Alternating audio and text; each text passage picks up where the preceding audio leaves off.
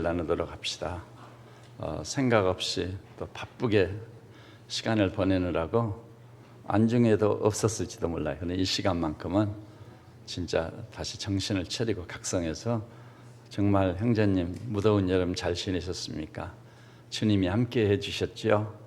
이 저녁에 이 새벽에 제가 더위를 먹었는지 이 주일 2부 예배 시간에 우리가 하나님 만나고 그 말씀을 받읍시다. 주 안에서 진심으로 사랑하고 축복합니다. 이렇게 다양한 인사말을 나눠 주실 수 있기를 바랍니다.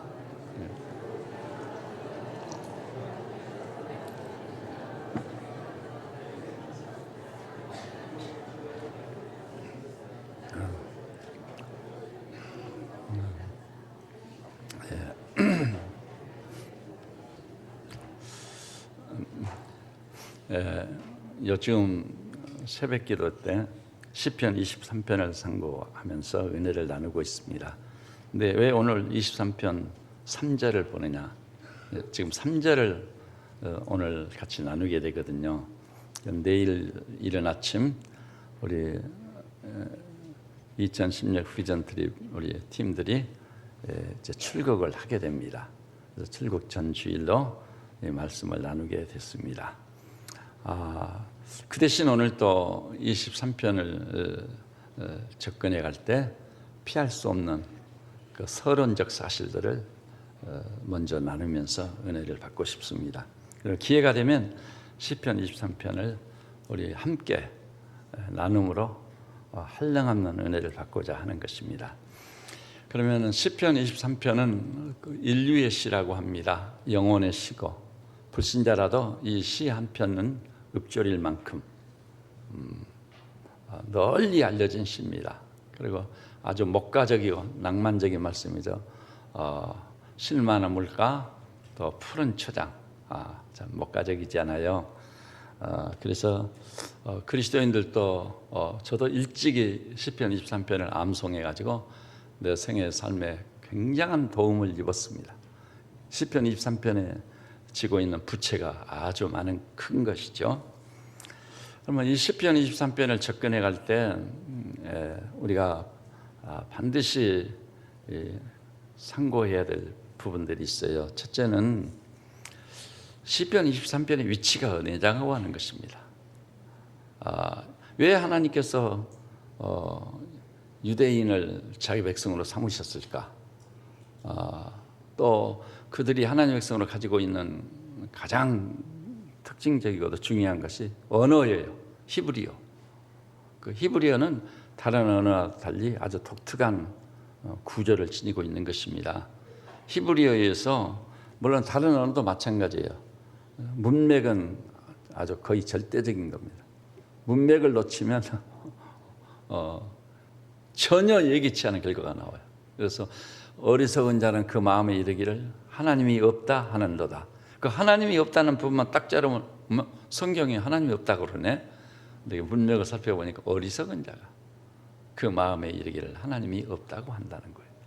이 문맥을 무시했을 경우 뜻이 완전히 달라져 버리는 것입니다.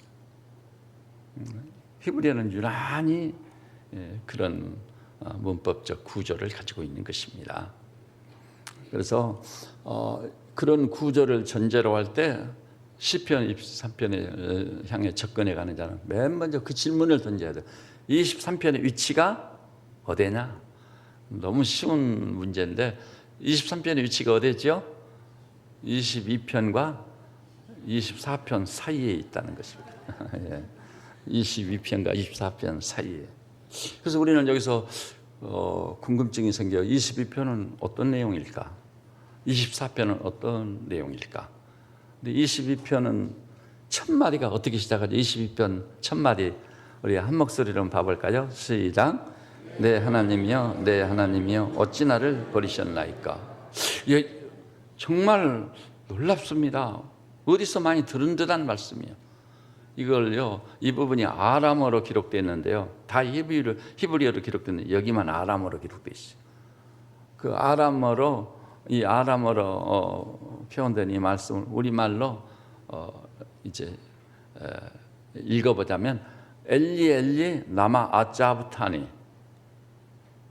근데 너무 놀랍게도 우리 예수님께서 마태복음 26장 46절인가 보니까 십자가에서 돌아가실 때 마지막 남긴 가상칠언이 있지 않아요.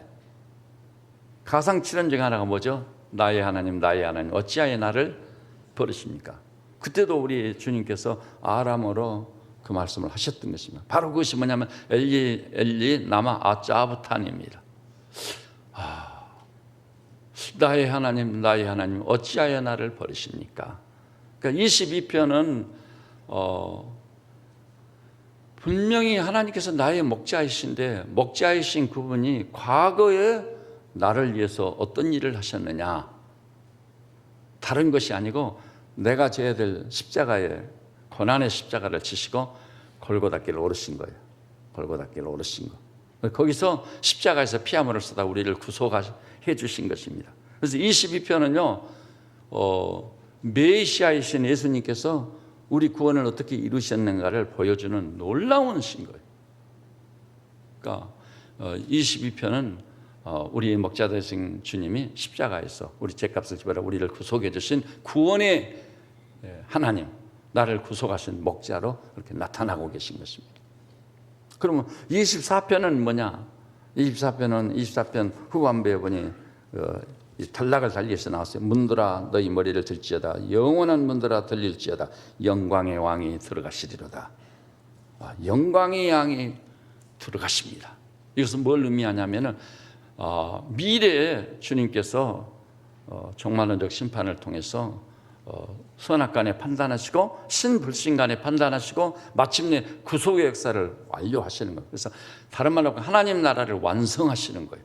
완성하신 그 나라의 왕으로 이제 상징적입니다. 문이 활짝 열리면 왕의 대관식을 위해서 그 문을 통과해 들어가시는 거예요. 영광의 왕이 들어가시리로다. 이것은 미래의 우리의 목자 되신 주님이 하나님 나라를 완성하고 영광의 왕으로 군림하실 놀라운 사실을 보여주고 있는 것입니다. 그러니까 이것을요 그림을 그리듯이 스케치를 한번 해봅시다.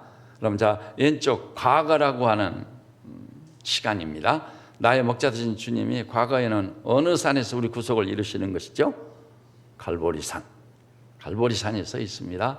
그 다음에 미래에는 우리 주님께서 이 종말론적 심판을 통해 하나님 나라를 완성하시고 영광의 왕으로 들어가실 일을 하시는데 그 산은 어떤 산이죠? 주님이 흔히 재림한다고 알려진 상징성을 띠고 있는 것이지만 무슨 산이라고 하죠? 시온산이라고 하는 것입니다. 왼쪽에는 시온산이 있고 오른쪽에는 그 왼쪽에는 갈보리산이 있고 오른쪽에는 시온산이 있는 것입니다. 이 두 산 사이에 뭐가 있는 거죠? 푸른 초장, 쉴만한 물가가 있는데 그것은 우리가 현재 지나가고 있는 현재의 세상이에요. 현재예요. 그러니까 이 시대로 말하자면 갈보리산은 우리 목자당 되신 주님이 과거에 나를 위해서 어떤 일을 하셨는지, 그 다음에 24장은 나의 목자 되신 주님이 미래에는 어떤 일을 하시는지, 그리고 23편은 뭐냐? 그 사이에 누워있는 푸른 초장 10만 원 물가, 우리 목자 되신 주님이 현재는 양들을 위해서 어떤 일을 하시는지 바로 지금입니다.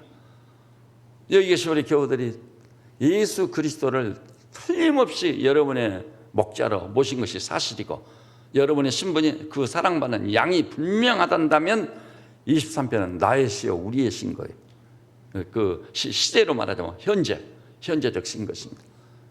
이 세상이 어지럽고 혼란스러울지라도 이 세상을 지나는 동안 목자 되신 주님이 양들인 우리를 위해서 무슨 일을 해주시는지 그것을 세세히 살피면 엄청 은혜를 받고 실제로 그 목자 되신 주님의 지킴과 인도와 공급과 또 그분의 그 완성 속에 우리는 살아가게 될 줄로 믿습니다.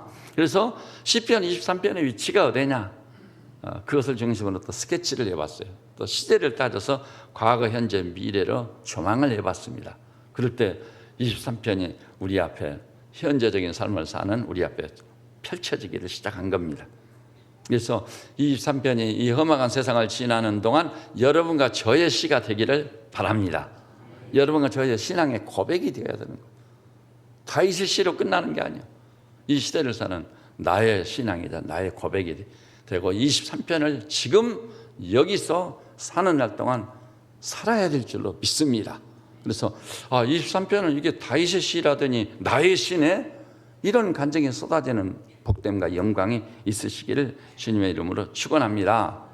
그 다음에 두 번째는요, 이 시편 23편의 제목이 뭐냐고 하는 거예요. 제목이 뭐냐? 여러분, 구약 성경, 히브리어 성경은 어떤 성경이든지 히브리어로 시작된 첫 마디가 그 본문의 제목이 되어버리는 거예요. 그러니까 23편으로 말하자면은 뭐가 제목이겠죠? 히브리어 성경을 보니까 첫 마디가 이렇게 시작되는 거예요. 여호와 나의 목자. 이렇게 딱 끝나고 있는 거예요. 여호와 나의 목자? 무슨 얘기냐면은 이것은 끊어진 명사문장입니다. 동사문장이라 한다면 그 동사문장은 시대가 있잖아요. 예를 들어서 목자장 되신 주님께서 과거에는 이러이러한 분이셨다. 현재에는 이러이러한 분이시다. 미래에는 이러이러한 분이시다. 서술이 있어야 되잖아요. 그런데 이게 명사문장이니까 서술이 없는 거예요. 과거, 현재, 미래가 없어요. 여호와 나의 목자, 딱 끊어져 버리는 거예요. 그럼 이 명사문장의 특징은 히브리 문법에서 어떤 의미를 지니고 있는 건가? 이것은요, 과거, 현재, 미래 전체를 포함하는 시대가 없는, 과거도 없고 현재도 없고 미래도 없어요. 그 시대를 총체적으로 포함하는 그런 의미를 지니고 있는 거예요. 그러니까 나의 목자 되시는 하나님께서는 언제 나의 목자가 되신다는 거죠. 과거에도 현재에도 미래에도 나의 목자가 되어주신다, 그런 뜻입니다. 참 놀라운 것이죠. 그런데 그 목자 되신 주님을 내가 이 세상을 지나면서 날마다 순간마다 생생하게 체험하고 경험이 돼야 실감이 나는 거예요. 진짜 하나님이 과거에도 나의 목자로 갈보리 언덕에서 나를 구속하시더니 미래에는 영광의 향에 들어가시리로다. 하나님 나라를 완성해서 우리의 왕으로서 즉위를 하시는데 현재적으로는 시편 23편을 살게 하시는구나. 그런 은혜와 복됨이 생생하게 현실적으로 우리에게 체험이 되고 경험이 되어져야 될 줄로 믿습니다. 한번 따라서 합시다. 진리가 생활 속에서 발언권이 없으면 그건 진리가 아니다. 진리라는 것은 이 땅을 살면서 현재적으로 삶의 현장에서 경험이 되고 체험이 되어야 그게 진리인 것이지, 그렇지 않으면 그 진리일 수가 없는 거예요. 그러니까 23편이 나의 현재적이고 또 현장 삶 속에서 체험이 되고 경험이 되어져야 되는 것입니다. 그래서 이렇게 23편의 제목을 가지고 우리가 생각을 해봤습니다. 우리의 목자 되신 주님은 과거에도 나의 목자이셨고 현재도 나의 목자이시고 미래에도 틀림없이 나의 목자가 되어주실 것이다. 믿습니까? 그래서 또 그것을 현재적으로 체험하고 경험해야 되는 것이다. 그리고 23편을 생각할 때 어떤 경우도 반드시 전제되어야 될 사실이 있어요. 여호와는 나의 목자라고 하는 이 명사문장에 대해서 진짜 이건 내 얘기다. 나의 스토리다. 주님과 나와의 관계를 묘사한 위대한 말씀이다는 그것이 분명해야만 23편이 나를 위한 시로 존재하는 거예요. 이것이 불분명하면 안 되는 거예요. 그래서 여호와는 나의 목자란 이 짤막한 한마디 속에 다 들어있어요. 다 들어있어요. 그러니까 여호와께서는 목자이시고 양이란 말은 나오지 않지만 그분이 우리의 목자라는 말씀 속에는 뭐가 전제되어 있는 거죠? 우리는 그분의 양이라는 것이 틀림없이 포함되어 있는 거예요. 그분은 나의 목자에 나는 그분의 사랑받는 양이다. 이 관계성이 없이는 시편 23편은 나의 시가 아니에요. 우리 시가 아니고 나와는 아무 상관이 없는 거예요. 그는 얼마나 불행한 존재입니까? 그래서 정말 여호와는 나의 목자입니다. 나는 당신의 양입니다. 이 점을 분명히 하지 않으면 안 되는 것입니다. 이게 기독교 신앙의 본질이자 핵심이 늘 말씀드리죠. 그분이 친히 우리를 여러 가지 비유로 드는 그 중에 나는 목자의 너희는 양이다. 이 관계가 분명할 때만 목자는 어떤 존재라고 했죠? 선한 목자는 양들을 위해 생명을 버리노라. 우리를 위해서 생명을 버리면서 양들을 지키고 보호하고 필요를 따라 공급하고 인도하시는 목자로서 역할과 기능을 다 해주실 줄로 믿습니다. 이게 기독교 신앙의 핵심이에요. 나는 진짜 그분의 양인가? 물어야 돼. 그분은 진짜 나의 목자이신가? 내가 생활 속에서 그것을 체험을 하고 경험을 하고 있는 건가? 이 시편 23편은요, 저 수도원에 들어가서 거기서 기도나 하고 사는 수도사들의 스토리가 아닌 거예요. 이건 치열한 삶의 연장. 어디죠? 목장. 이 목장에는요, 사나운 짐승이 노리는 거예요. 독초가 기다리고 있고 오염된 물이 있는 것이고, 또 양들이 실수에 뒤로 벌렁 나동그라지면 네 발을 공중을 향해 막 흔들고 자기 힘으로는 일어난다는 게 불가능해요. 그 목자가 발견하지 못하면 그 양은 죽습니다.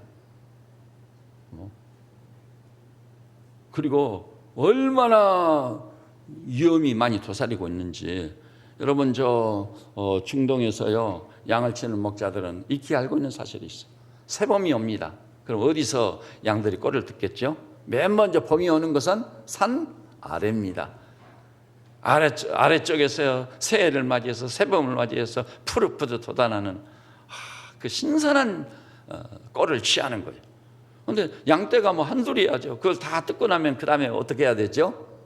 점점 봄이 북상을 하니까 높아지니까 올라가면서 꼴을 뜯고 물을 마시고 하는 거예요. 그래서 마침내 여름에는 어디까지 가게 되죠? 그 산의 정상 그 높이에 있는 그 고온지대.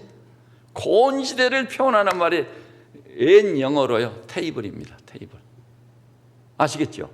그러니까 목동들이 이름을 지었어요. 고온지대에 있는 양들이 꼴을 뜯기에 좋은 그 초장이 우거진 그것을 뭐라고 불렀다고요? 테이블이다. 식탁이에요. 그것이 고대 영어의 의미인 것입니다. 그런데요, 그 고온지대까지 올라가야만 늦여름까지 즐길 수 있는 꼴이 있는 거예요. 그런데 고온지대까지 올라가는 길이 어디가 이렇게 사망연치형 골짜기란 말이 나왔는데, 산 사이에는 골짜기에 있는 겁니다. 계곡에 있는 거예요. 길이. 여러분, 저 설악산 가는 길에 남설악의 명소인 그 주전골 있죠? 오색약수도 안쪽. 그걸 한번, 지금 몇 년 전에 엄청난 비가 쏟아져가지고 절단 났습니다. 그래서 인위적으로 축대라 얘기해서 보존을 하고 있는데, 그 이전에는 그 자연스러운 주전골은 아마 제가 볼 때는 세계적인 명소입니다. 그 양쪽에 도열해 있는 기암괴석은 옛날에 우리 교회 구자옥 장모님이 거기 가가지고 구경하면 내려가는데 발걸음이 좀 빨랐던지 막 신경질을 내시더라고. 왜 그렇게 빨리 가냐고. 천천히 구경 좀 하고 가자고. 우리 이 발걸음을 붙잡을 만큼 뛰어난 경관이에요. 기암괴석이. 오죽하면 제가 세계적인 명소가 될 수 있는 것이라고 했잖아요. 저는 그 위에 있는 그 폭포까지 다 올라가 봤거든요. 근데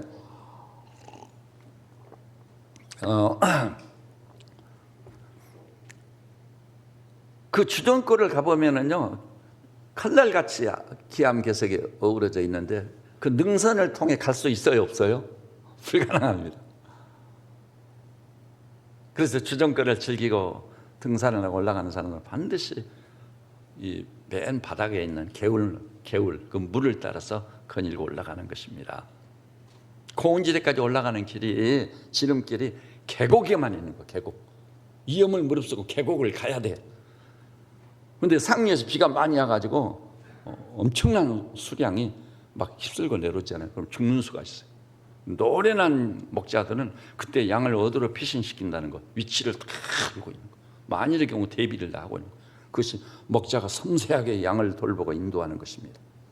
그 다음에요, 고온지대까지 올라가는 동안도 양들이 꼴을 먹어야 돼요, 안 먹어야 돼요? 아무리 고온지대에 좋은 꼴이 예비되어 있을지라도 지금 먹어야 사는 거죠. 근데 고온지대까지 올라가는 길목에서 즐길 수 있는 꼴은 계곡에만 있는 거예요. 물이 있으니까. 특히 중동은 더더욱이 그래요. 거기 지름길이 있지, 그 다음에 꼴이 있지, 그 다음에 당연히 양들이 고온지대까지 올라가는 동안 안 마시면 안 돼. 죽을 수 있어요. 물이 어디만 있죠? 계곡에만 있는 거예요. 그러니까 그 계곡은 그야말로 사망의 경치만 골짜기지만 그것을 통과해야만 되는 거예요. 그러니 이 목자는 노련한 목자가 아니고는 그 고온지대로 올라갈 수 없습니다. 양떼가 다 죽는 수가 있어요. 그래서 마침내 여름이 되면 고원지에 다 올라가서 늦여름까지, 초가을까지 거기서 꿀을 먹고 물을 마시며 쉬게 하는 것입니다.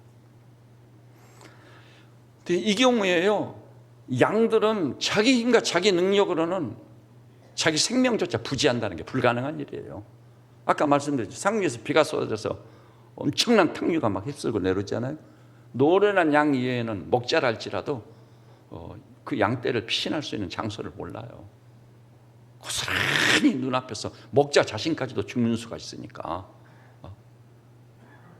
그래서 이 목자는요, 양떼를 인솔하고 앞서 갈 때요, 그 사망의 음침한 골짜기라고 명명된 그 골짜기에 대해서 구석구석 모르는 것이 없어요. 그러면서도 아주 섬세하게 신경을 써서 양떼를 돌보면서 인도해 나가는 겁니다. 우리가 살고 있는 세상이 어떤 것이죠? 사실은 푸른 초당 실만한 물가만 있는 게 아니에요. 그야말로 사망의 음침한 골짜기를 지나간다고 할 만해. 요즘 우리나라가 그렇죠. 와, 이 잔인하고 잔혹한 살인 방법들, 그리고 사람을 살릴 수 있었는데 너무 태만해가지고 천하보다 귀한 생명이 잔혹하게 살해되도록, 오온춘 사건이 그런 거 아니에요. 그 자매님이요, 이 오온춘이가 화장실 가는 시간을 이용해가지고 방으로 탈출했고 문을 잠갔거든요. 그리고 전화를 돌렸어. 지금 나 좀 살려달라고. 그리고 위치까지 정확하게 얘기했어. 위치까지. 근데요, 그 신고되는 음성이 다 들리지 않아요. 근데 경찰관들이 어떻게 판단했죠? 이렇게 판단한 거예요. 그 부부싸움 하는 것만 끊어버려. 와, 그 자매님이 그래가지고 몸을 갈기갈기 찢어가지고 토막내서 죽였는데, 이걸 읽으면 가슴 저미는 아픔이 있는 거예요. 어찌 이럴 수가 있단 말인가. 그것을 수사한 후에 이제 후속으로 수사한 사람들이, 경찰관들이 출동만 했으면 살리고도 남음이 있었다는 거예요. 그 애절하게 나 좀 살려달라고. 그것이 무슨 부부싸움이에요. 그리고 그 남자의 음성, 오온춘이 음성까지 거기 다 들려왔었거든. 오온춘이 그 시대의 살인마 음성까지 들려왔으면은 즉시 출동을 해서 죽음의 위기에 몰린 그 자매님을 구해야 될 것 아니에요. 이 땅에 어찌 이런 일이 있단 말인가. 정말 참담한 심정이에요. 그런 일들이 비일비재해요. 지금 그야말로 사망의 음침한 골짜기요. 영이란 눈에 보이시 하지만 우리의 목자장 되신 주님이 사랑받은 자기 양떼를 인도하고 지키시며 일마다 때마다 도우시고 피할 길을 여시고 우리를 돌보고 계신 거 믿으시기를 바랍니다. 저는 솔직히 이 교회 목사로서요, 여러분을 지킬 만한 능력이 없어요. 다만 내가 믿는 우리 아버지 하나님께, 우리의 목자장 그분께 맡기는 것입니다. 주님, 이 새벽저녁교회 울타리에 있는 양무리들, 목자장 되신 주님이 지키시지 않으면 내가 무슨 수로 지키겠습니까? 이게 말씀을 통해요, 잘 목장을 지키는 건 사실이요. 사탄이나 흑암의 세력이 접근하지 못하도록 죄의 세력이 미혹을 하지 못 지켜봅니다. 양떼를 지켜요. 사입이나 이단의 세력이 틈타지 못하도록. 우리 교회는요, 아마 제가 생각해 보면 신천지나 이단들이 다녀갔던 것은 사실입니다. 아, 그 사람이 신천지였을 거다. 그런데 이 교회에서 틈새를 노리는 것이 어렵다고 판단했을 겁니다. 그러니까 돌아간 거죠. 그 이단이나 사입이는요, 양떼의 생명을 아끼지 않고 노략질 해버리는 거예요. 노략질합니다. 그것을 깨어있어 양무리들을 지키면서 그런 악의 세력, 흑암의 세력을 분별력을 가지고 보지 않으면 맥히는 거예요. 자, 그러면 이제 그래서 주님이 내게 목자냐, 나는 그 사랑 많은 양이냐, 이것이 결정적인 거예요. 그리고 요한복음 10장에서 주님은 그것을 분명히 하셨습니다. 내 양은 누구냐? 내가 자원해서 나는 주님의 양이요, 주님은 나의 목자입니다. 이렇게 떠들어 봐야 소용없어요. 주님이 인정해 주셔야 돼요. 근데 주님이 자기 양의 정의를 했습니다. 정의를 내렸어. 그 정의의 핵심적인 사안이 두 가지죠. 먼저 내 양은 내 음성을 듣고 나를 따르는 일 두 가지. 여러분, 그래서 이런 말씀을 여쭤보겠어요. 지난 일주일 지나면서 목자 되신 주님의 인도를 받아보셨습니까? 인도를 받으셨느냐 이 말이에요. 그게 없다면 우리가 굉장히 위험한 신앙이에요. 그리고 크게 회개하고 진짜 그분을 나의 목자로 삼아야 돼요. 목자 되신 주님께 크고 적은 일 여쭤봐야 돼요. 주님, 이 길입니까? 저 길입니까? 주의 길이 어디 있습니까? 의의 길이 어디 있습니까? 생명의 길이 어디 있습니까? 여쭤봐야 돼요. 주님이 이리 오너라. 예, 알겠습니다. 주님 참 감사합니다.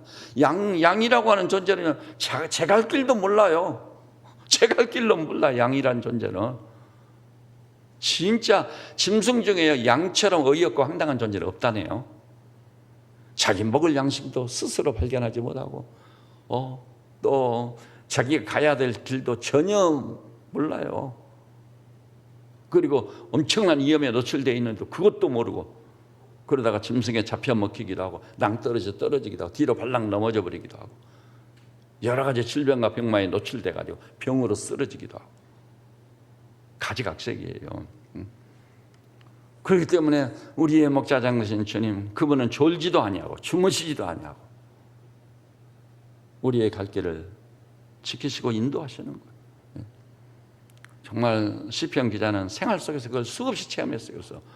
그래서 뭐라고 그러죠? 시편에 보니까 그분이 우리를 눈동자처럼 지키신다. 저는 그걸 절실히 느낍니다. 제가 한 번은 태제곡에서 차를 몰고 교회로 오느라고 내려오는데요. 2차선밖에 그때는 2차선이거든요. 지금은 4차선으로 확장됐죠. 2차선이요. 내려오는데 버스가 오더라고요. 근데 버스 뒤에 어떤 승용차가 오고 그 버스를 추월하려고 상대편에서 내가 내려가고 있는데 그렇게 추월하려면 어떻게 해야 되겠죠? 나하고 마주치기 전에 엄청난 속도로 질주해서 버스를 추월해버려야 되거든요. 근데 그럴 만한 시간적인 여유가 없어요. 없는데 엄청난 속도로 버스를 추월해서 나하고 부딪히기 직전에 그냥 버스 앞으로 가로질러. 와, 오늘 내가 죽으려다 살았구나. 지금 하나님이 은혜를 주셨구나. 그거 일반적인 사람의 논리나 그것으로 보자면은 이게 강력하게 부딪혀서 그나 나나 죽어야 돼요. 죽어야 돼. 근데 그런 일들이 한두 번이 아니에요. 이 하나님이 은혜를 주시고 나를 지키시는구나. 그것을 느끼는 일이에요. 이제 운전하는 일을 이야기를 하다 보니까요. 며칠 전에 어떤 자매의 얘기가 이렇게 텔레비전에 방영이 되더라고요. 자매의 얘기. 그걸 보고 너무나도 가슴이 아팠어요. 동생이 있는데요. 그 동생 남편이 교통사고로 죽었습니다. 아이들 둘 놔두고. 그런데 2달 후에요. 그 자매님도 교통사고를 당해 중상을 입고 병원에 누워있는 거예요. 아이들은 누가 하게 되면 살림은 누가 하고 무엇을 먹고 살 것인가 막막합니다. 오른쪽 다리가 큰 중상을 해요. 움직이지를 못하는 다 완전히 천으로 다리를 쌓아놓고 있더라고요. 근데 그분은 인천에 있어요. 그리고 그 언니는 서울에서 직장 생활을 해요. 그 직장이 끝나자마자 병원으로 동생한테 가서 동생을 주물러주면서 위로해주고 격려해주고. 근데 그 동생이 솔직하게 고백하더라고요. 몇 번이나 아이들 데리고 자살하려고 생각했다고. 근데 언니 때문에. 그 언니도요, 남의 휘하에서 일하고 있는 사람들, 그 주인이 그런데요. 그 병원 좀 가지 말라고 지장이 많으니까. 그래도 일 끝나자마자 가는 거예요. 그러니까 낮에는 낮에들 일하고 저녁에는 저녁에들 동생을 수발들다 보니까 엄청나게 힘이. 그래도 싫은 기색 없어요. 동생을 최선을 다해 돌봐주는 거예요. 너한테는 내가 있지 않느냐 염려 말아라.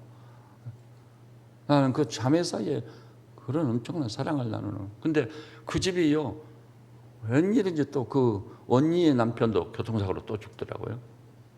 그리고 막내 동생이 또 교통사고로 죽어요. 근데 그 언니 된 분이 이런 얘기를 하더라고요. 이 막내 동생이 교통사고로 죽었을 때는 어머니가 죽을 때보다도 더 슬펐다고 눈물을 짓더라고요. 그런데 이 두 자매 사이에 그래서 서로 지켜주고 돌봐주고. 그래서 그 KBS에서 이 상패인가요? 감사패를 만들어서 동생이 언니한테 편지를 썼더라고요. 언니가 있었기 때문에 오늘의 내가 있게 됐다고. 죽을 때까지 그 은혜를 갖겠노라고. 이 상호간에 그렇게 애틋한 사랑을. 근데 제가 그 교통사고를 이제 얘기하는 건데, 교통사고를 보면서 양경호 목사야, 너 운전 좀 잘해라. 알겠습니다. 우리 집사람한테 그랬어요. 앞으로 내가 사람 생명을 위주로 남에게 자동차로 해를 끼치지 않을 만큼 항상 양보해주고 여유롭게 유연성 있게 운전을 해야 되겠다. 우리 집사람한테 당신도 운전 좀 조심하고 주의해서라고. 남의 가정에 이런 치명상을 입히면 되겠느냐고. 그래서 운전을 조심하기로 했습니다. 그래서 진짜 저는 쿨로 핸들을 딱 잡으면 그 생각하다가 서행을 천천히 가면서, 빨리 가봐야 뭐 몇 분 더 빠르지 않잖아요. 양보할 필요가 있으면 다 양보해주고. 그러니까 굉장히 편안하고 좋더라고요. 우리 교우들께서도 지금 교통사고로 죽는 수가 6.25 때 죽은 수보다 더 많다는 건 아시죠? 그래서 남의 가정에 치명상을 입히는 그런 일이 없으시기를 진심으로 바랍니다. 그래서 어떻든 이 목자 되신 주님이 보이지 않는 손으로 우리를 붙드시는 거예요. 암탉의 날개 아래 병아리를 모으듯이 품어 보호해 주신다. 머리털 하나까지 헤아리신다. 헤아릴 수 없도록, 상할 수 없도록. 그런 목자 되신 주님을 확신히 모시고, 여러분은 그 사랑받는 양이 되어 항상 그분과 동행하면서 주의 길이 어디입니까? 여쭤보고 주의 길로, 의의 길로, 생명길로 달려가는 우리 성도들 되시기를 주님의 이름으로 축원합니다. 그러면 이제 오늘 본문으로 돌아왔습니다. 1절, 2절을 건너뛰니까, 근데 여기서 이 말씀만큼은 언급을 할 필요가 있어요. 대부분의 그리스도인들이요, 2절을 너무 좋아해요. 2절에 뭐가 있죠? 푸른 초장 실만합니까? 얼마나 좋으냐. 목가적이고 낭만적이고, 이 시원한 물이 흘러가고 푸른 초장이 우거져 있고, 목자 되신 주님이 지팡이를 들고 양들을 지키고 보고, 와, 얼마나 좋으냐. 그래서 푸른 초장 실만한 물가를 좋아하는 거예요. 또 무엇을 좋아하죠? 지팡이와 막대기로 나를 안위하신다는 말씀. 정말 좋은 말씀. 원수의 목전에 상을 베푸시고 기름으로 내 머리에 불러 따라잡게 내 잔이 넘치나이다. 와, 얼마나 좋으냐. 그것을 즐기는 거예요. 그리고 사실은 3절과 4절을 건너뛰는 거예요. 굉장히 부담스럽거든요. 왜냐하면은 그 목자 되신 주님이 이제 우리를 어디로 인도하신다고요? 3절 보니 내 영혼을 소생시켜 자기 이름을 위하여 우리를 의의 길로 인도. 의의 길로 인도한다는 말을 들을 때 굉장히 부담스러워. 마음이 불편해. 왜냐하면 의의 길로 가다가는 이 험악한 세상 난장판인데 이 땅에서 내가 어떻게 살 건가. 사람들한테 바보라고 병신이라고 공격을 당할 것이고, 이렇게 섰고 저렇게 섰고, 이런 손에 저런 손에 혼자 다 보면서 그런 생각을 먼저 하는 거예요. 그래서 의의 길로 인도하는 거 이건 아닌데, 그래도 주님이 이해해 주시겠지. 나의 목자시다니까. 그래서 여의치 않을 때는 의의 길로 인도를 받지 않고 어디로 가는 거예요? 제 갈 길로 갔거늘 제 갈 길로 가는 거예요. 근데 제 갈 길로 가다가 거기서 문제를 만나는 거예요. 거기서 위험을 당하는 거예요. 그걸 모르고요, 모든 것을 다 아시는 분은 우리의 목자 되신 주님밖에 안 계시거든요. 그래서 진짜 그리스도인의 확신을 가지고 내가 목자 되신 주님의 인도를 받아 의의 길로, 생명길로, 주의 길로 가겠습니다, 이래야 되는데 슬그머니 세상적인 논리가 나를 점령하는 거죠. 이런 경우는 주님도 이해를 해 주시겠지. 할 수 없지. 그래가지고 제 갈 길로 가는 거예요. 제 갈 길로. 거기에 위험이 도사리고 있는지 모르고. 자, 그래서 그 의의 길로 인도한다는 말 때문에 굉장히 그 마음이 무거워가지고 건너뛰는 거예요. 사실 설교자들도요, 이것은 간단히 언급하고 지나가 버려요. 그 다음에 4절을 싫어하는 거예요. 4절이 뭐죠? 사망의 음침한 골짜기 얼마나 위험천만하냐. 그래도 주님이 살아계시다면 나로 하여금 사망의 음침한 골짜기는 면해 주셔야지. 그럴 수는 없다. 그런데요, 아까 얘기했지만 우리의 목장이라고 해서 이 세상을 바라보면요, 사망의 음침한 골짜기가 없을 수가 없습니다. 수많은 위기가 우리 곁을 지나가고 있습니다. 당당하게 주를 목자로 삼고, 사실 오늘 본문으로 사망의 엄침한 골짜기에서 피할 길이 없어가지고 죽었다는 기사는 없지 않아요.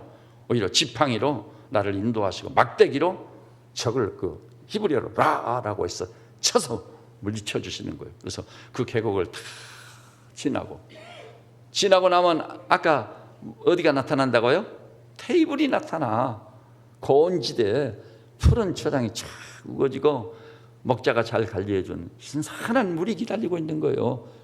근데 그 목장, 그 고온지대로 올라가기 위해서 피할 수 없는 게 뭐예요? 사망의 엄침한 골짜기인 거예요. 그것을 마다하지 말고 주님이 그것으로 인도하면 기꺼이 감사하며 찬양하며 올라가는 우리 성도가 되셔야 될 줄로 믿습니다. 조금 여러분 아멘 하기가 좀 그렇지요? 그래도 목사님 그게 아니에요. 자, 어떻든 근데 여기요 인도한다는 이 말씀에 방점이 있는 거예요. 인도. 제가 이미 설명 다 했어요. 시편 23편은 한 발짝도 못 나가요. 뭐냐? 그분을 나의 목자로, 나는 그분의 사랑받는 주님께서 인정하는 양이 되지 않고는 한 발짝도 나가지 못해요. 그래서 제가 모두에서 여러분께 여쭤본 그게 중요한 거예요. 지난 일주일 동안 목자 되신 주님의 인도를 받으며 살았습니까? 여기에 자신 있게 대답을 못하는 사람은 23편이 내 것이 아니에요. 목자와 양의 관계에 뭐 균열이 왔든지 아니면 원래 목자도 아니고 양이 아니었든지 둘 중에 하나예요. 지난주에 설교도 있잖아요. 설교 제목에다 나타나 있어요. 샘 곁에 심겨진 무성한 가지가 담을 넘었다. 근데 우리 성도들이요 그 생각만 한 거, 나도 담을 넘어가지고 요셉처럼 총리가 되게 해주시고 내가 하는 일에 성공 좀 하게 해주고 목적을 달성하게 해주시고 그래서 담을 넘었다는 건데 관심이 많아. 근데요 담 넘기 전에 무성한 가지가 돼요. 무성한 가지가 되려면 반드시 그 위치가 어디예요? 샘 곁에. 샘이 중요한 거예요. 샘. 그래서 제가 이렇게도 여쭤볼 수 있어요. 지난 일주일 동안 샘 곁에 뿌리를 내리고 무성한 가지로 담을 넘으며 살았습니까? 그걸 여쭤보고 싶은 거예요. 거기에 답을 할 수 없단다면 이건 비상을 걸어야 돼요. 금식이라도 하고 하나님께 은혜를 구해가지고 이 기도하기 얼마나 좋아요. 여기 와서 낮에 엎드려 있어 봐요. 은혜가 저절로 내려요. 이슬 같은 은혜, 충만하고 차고 넘치는 성령님의 놀라운 역사가 바로 있는 거예요. 한번 해보세요. 이 교회가요 기도하기로는 최적의 장소예요. 난 그렇게 많은 교회 집회를 가봤어도 이렇게 좋은 기도처를 발견한 일은 없습니다. 기도원보다 더 좋아요. 여기가 그렇죠? 너무 좋아요. 그 평소에는 이 커튼도 올라가 있습니다. 여기 엎드리면 바깥 풍광이 한눈에 싹 들어와요. 밤하늘에 별들이 반짝여요. 그리고 저기 저 있죠, 우리 자매님 앉아 있는데 그 옆문 그쪽에 딱 앉아 있고 그 문을 활짝 열어놓으면 시원한 바람이 저 문을 통해 살랑살랑 들어옵니다. 그래서 성경도 보고 기도하고 있느라면 이곳이 천국이 아니고 무엇이냐 이런 생각이 드는 것입니다. 이 샘, 그 샘이 누구예요? 목마르거든 내게로 와서 마시라. 그리하면 네 배에서 생수의 강이 흘러나리라. 이 생수는 믿는 자가 받을 성령인 거예요. 여러분 성령을 마음의 중심과 왕좌에 모시고 성령으로 충만해서 여러분의 배에서 성령으로 말미암아 생수의 강이 흘러나 고갈된 심령을 적실 수 있는 부요함이 넘쳐야 될 줄로 믿습니다. 여러분 샘 곁에 심겨진 가지가 아니면은 샘과는 아무 상관이 없는 거예요. 담을 넘는 것도 그 허사예요. 여러분 그래서 그 인도하시는 도다. 그분이 나의 목자건 나는 그분의 양이라는 것이 전제되어야 인도가 있는 거예요. 그냥 인도라는 게 없습니다. 분명히 주님과 나와의 관계를 확실히 해야 돼요. 목자와 양으로. 그 관계가 분명할 때 비로소 주님이 우리 목자로서 앞서가시며 갈 길을 인도하실 줄 믿습니다. 이것이 사활적 관건이요. 이 문제가 해결되지 않으면 안 돼. 자, 근데요, 이 인도한다는 이 말을 들을 때 이것이 쉽지 않다는 걸 알게 돼요. 왜냐하면 비그리스도인들의 경우는요, 목자 대신 주님의 인도를 받아야 되는데 주님이란 존재조차 인정을 안 해버려요.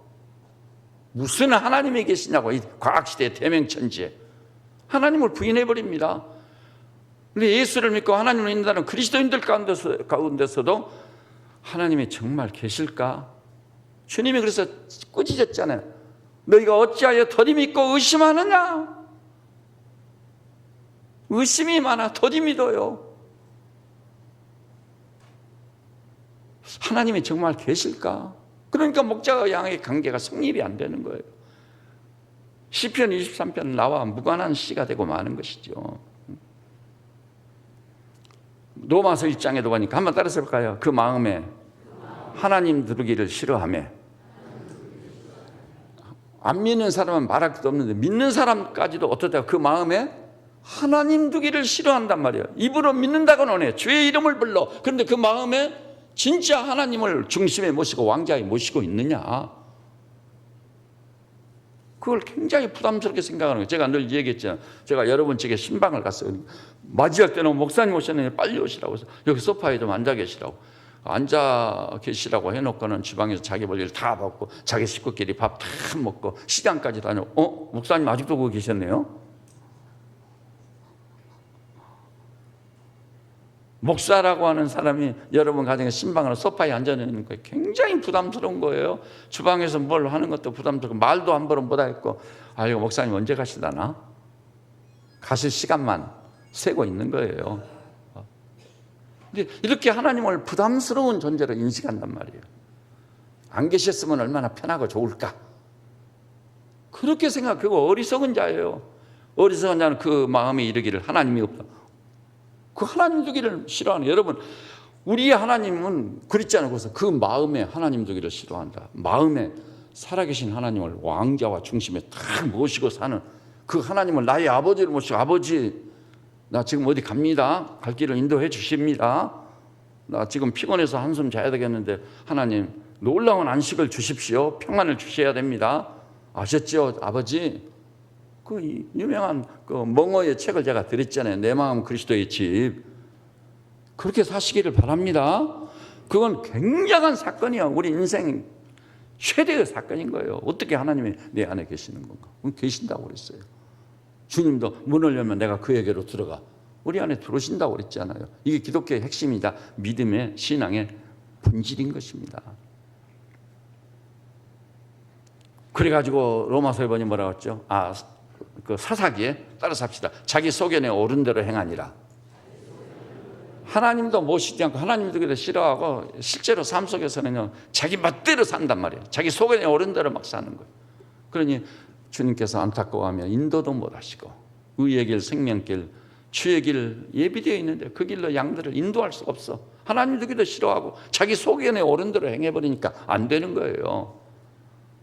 여러분은 어떻게 살고 계신가요? 이게 아주 실제적인 문제, 실제적인 문제. 저는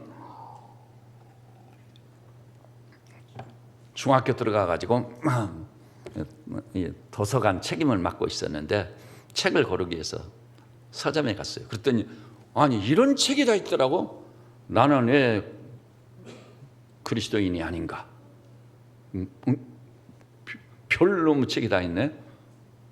저기요. 나는 왜 그리스도인이 아닌가? 그래서 저자를 보니까 버트란드 러셀, 영국 출신 유명한 철학자가, 분석 철학자. 그런데 그래도 기독교 국가라고까지 할 수 있는 영국에서 태어난 사람이 세상에 왜 나는 그리스도인이 아닌가? 그 책을 샀습니다. 거금을 주고 사가지고 읽어봤어요. 그랬더니 이 사람 정말 큰일 난 사람이구나. 버트란드 러셀의 인생을 추적해봤어. 이 사람이 어떤 사람인 줄 아세요? 왜 하나님의 존재를 부인했겠죠? 아내하고 결혼해서 살았거든요. 근데 자기 애인을 데리고 왔어 또. 그래서 아내하고 애인하고 자기하고 셋이 또 싹 사는 거예요. 근데 자기 아내도 바람을 피워서 그 자기 아내가 또 자기 애인을 또 데리고 들어왔어. 이게 도대체, 근데 거기서 끝났으면은요, 이건 아닌데 할 수 있는데, 근데 그 정도가 아니야, 이제. 그 다음에는 그 자기하고 아내 사이에서 낳은 아이가 있어. 그 다음에 그 아내하고 그 아내의 연인 사이에서 낳은 아이가 있어. 그 아이가 또 남녀 관계를 맺어가지고 그렇게 사는, 그게 짐승이 우리지 사람이 사는 곳이에요. 그러니까 버트란드 러셀로서는 하나님이 계시다는 게 편안하고 좋겠어요, 나쁘겠어요? 엄청 불편한 거예요. 하나님만 안 계셨으면 짐승처럼 이렇게 한 우리 안에 살아도 괜찮은데 말이지. 그러니까 하나님의 존재성에 대해서 불편을 느껴서 부인한 거지, 짐승이 아닌 바에는 우리 하나님은 영원을 사모하는 마음을 주셨도다. 하나님이 살아계시면 부인할 수 없어요. 이 우주 속에는 우리 하나님은 살아계시도다. 살아계신 증거가 우주 속에 가득 차 있는 거 아시기를 바랍니다. 여러분 요새 과일 사다 드시죠? 우와, 과일이 이럴 수가. 뭐 수박에다 복숭아에다 감에다, 감은 아직 안 나왔죠. 또 뭐 있죠? 그 천도복숭아에다가 뭐 또 자두에다가 또 수입종 각종 과일에다 열매에다, 가지각색이야. 컬러가 다르고 맛이 다르고 영양소가 다 달라. 진짜 기적이다. 이거 기적이다. 땅에 뿌리를 내리고 살았는데 어떻게 해서 그런 열매가 맺혀서 그런 영양이 축적되겠어요? 그런 향기가 나고 그런 컬러가 있겠어요? 하나님이 행하신 일이라는 거 믿으시기를 바랍니다. 놀라운 일이요. 그 뭐 기적이요. 기적이라는 것은 하나님이 행하셨다는 뜻입니다. 그게. 그보다 더 신묘막측한 인체는 거론할 필요가 없어. 여러분, 우리 인체를 흐르고 있는 핏줄, 혈관의 길이가 어느 정도, 지구의 7바퀴 반이야. 다 연결해 놓으면. 안 믿어요, 사람. 근데 다 조사해 봤어요. 그런 결과 우리 혈관을, 몸속에 흐르고 있는 혈관의 길이가 어느 정도라? 지구의 7바퀴 반이라니까요. 권위 있는 과학자의 말이 아니라 믿을 수가 없어. 우리는 날마다 이 기적 중에 살고 있는, 하나님의 은혜로 살고 있는 거예요.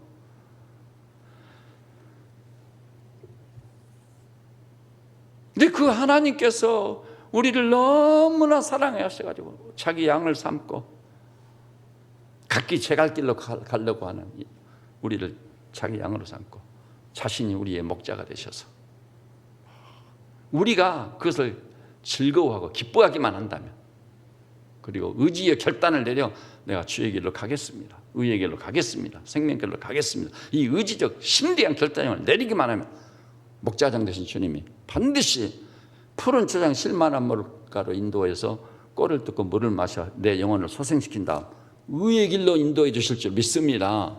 의의 길만이 생명의 길입니다. 이 길을 벗어나면 그 죽습니다. 그거. 여러분, 근데 의의 길로 인도한다고 했어요. 부담 갖지 마세요. 멍해로 작용하면 믿음이 없는 연구예요. 그 앞에 보니까 하나님께서 누구를, 무엇을 위해서 의의 길로 우리를 인도한다고요? 자기 이름을 위하여. 하나님의 명예가 걸려있는 문제예요. 우리가 잘못되면은 누가 문제인 거죠? 하나님 자신이 문제인 거예요. 자기 이름을 위하여 자기 명예를 걸고 자기 백성, 자기 양무리를 인도하고 계신 우리 주님을 찬양할지어다. 너무나 놀라운. 오늘 이 설교를 마치면서 우리 양무리들에게요, 숙제를 드립니다. 영적인 숙제. 바로 이 시간부터 주님을 확실히 목자로 모십시오. 그리고 그분의 양이 되십시오. 그래서 주님과 계속 동행하십시오. 한 걸음 한 걸음 인도하셔서 항상 저와 여러분이 가는 길이 주의 길이 되고 의의 길이 되고 생명길이 되고, 그리고 의의 열매가 가득하고, 그 길을 가는 동안은 목자 되신 주님이 나를 위해서 보증해 주신 거, 졸지도 않고 주무시지도 않고 우리의 출입을 지금부터 영원까지 지키시리로다. 이런 목자의 보증, 이런 말씀들이 줄줄 나와야 돼요. 무엇을 입을까 무엇을 먹을까 염려하지 마. 이 모든 것이 너희에게 있어야 너희 천부께서 아시느니라. 우리 주님께서 그렇게 말씀해. 빌립보서 4장에 너희 쓸 것을 그리스도 안에서 영광 가운데 풍성하게 채우시리라. 믿습니까? 이 믿음 가지고 사는 사람은 목자장 되신 그분이 믿음대로 되게 하실 줄 믿습니다. 자, 그래서 오늘부터요, 여러분은 샘 곁에 심겨진 무성한 나무가 됐는지, 그렇다면 담을 넘으세요. 이웃에게 영향을 비춰야 돼요. 선순환을 가져와야 돼요. 여러분은 진짜 목자 되신 주님의 인도를 받는 그분의 양이 틀림없는 거지. 뭐 생각부터요, 주님이 받으실 만한 생각인지, 주님이 즐거워하실 만한 말인지, 삶의 현장에서 다 해보세요. 그러면은요, 오늘 중으로 와 진짜네 이게, 할렐루야 감사합니다, 그런 고백이 터지리라고 믿어 의심치 않습니다. 내일 직장에 가서 사회생활하면서 밥 먹으면서 목자 되신 주님을 모시고 그의 양으로서 밥도 먹고, 그 주님과 속으로 대화하면서 가족끼리 교제하고 회사 동료들하고 얘기하고 상담을 나누고, 그러면 목자 되신 주님이요, 진짜 여러분과 저를 의의 길로 인도하실 거고, 거기에는 푸른 초장 실만한 물가도 있을 것이고, 사망의 지방 계곡이 나타날 때도 두려워할 것이 없으면 주께서 나와 함께, 목자 되신 주님은 양과 항상 함께 하는 거예요. 나와 함께 하심이라. 지팡이와 막대기로 나를 안위하시나이다. 때가 되면 거기서 인도해 내 가지고 내 원수의 목전에 상을 베푸시니 기름으로 내 머리에 바르셨으니 내 잔이 넘치나이다. 감격스러운 고백이 터지리라 믿어 의심치 않습니다. 마침내는 양된 우리들은 어디로 가는 거죠? 내 평생의 선하신가 인자심이 정녕 나를 따르리니 마침내는 내가 여호와의 집에 영원히 거하리로다. 이것이 양의 갈 길이에요. 이것이 목자 되신 주님이 인도하는 가장 복되고 영광스럽기까지 한 길인 것입니다. 그 토상에 있는 양무리들, 우리 성도들 다 되시기를 주님의 이름으로 축원합니다. 기도하십시다. 주님, 그렇습니다. 어찌하여 주님이 당신 자신을 낮추시고 좁히셔서 허물과 죄로 얼룩진 우리들의 죄를 다 용서하시고 진홍같이 붉은 죄를 흰눈같이 희게 하시고 심지어는 사랑받는 당신 자녀가 되게 하시고 또 우리의 목자가 되셔서 자기 양으로 삼으셨습니까? 이제 목자 되신 주님이 우리가 신앙만 분명히 하고 목자의 인도를 받기 시작한다면 우리의 출입을 지금부터 영원까지 지키실 줄 믿습니다. 때를 따라 푸른 초장 실만한 물가를 펼쳐주실 우리 주님을 찬양합니다.